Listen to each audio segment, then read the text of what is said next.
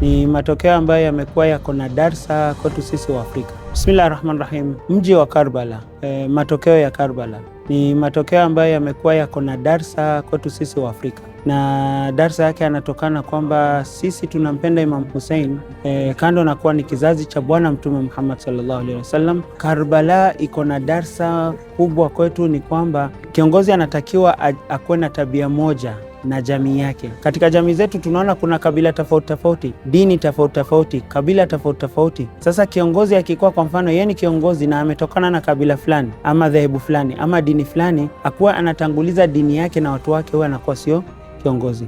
Tunaona kwamba katika sunna za Bwana Mtume alikuwa na masahaba, na wote walikuwa ni masahaba wazuri na masahaba bora kutoka nchi tofauti tofauti, Waarabu, wa Persian, wa Afrika na nini na kadhalika. Vile vile tunaona katika masala ya Karbala, Imam Hussein aliishi na watu kwa hali ikakuwa kwamba kutoka kila jamii, kuna jamii ya Waarabu, kuna jamii yake, familia yake, kuna ambayo sio familia yake lakini kutoka kabila tofauti tofauti za Kiarabu, kuna watu ambao wametoka nchi zingine za mbali, kuna watu wa kutoka Afrika, kuna watu wa kutoka Irani, kuna watu wa kutoka nchi zingine ambazo zimetajwa katika riwaya. Wote walikuja kumtetea huyu mtu, yani inamaanisha alikuwa anakaa na watu kwa njia wema, hadi siku ambaye alikuwa katika shida, watu wa kutoka nchi mbalimbali, sehemu mbalimbali walikuja kumtetea na kuitikia nini yake, nida yake, alminasirin yansuruni.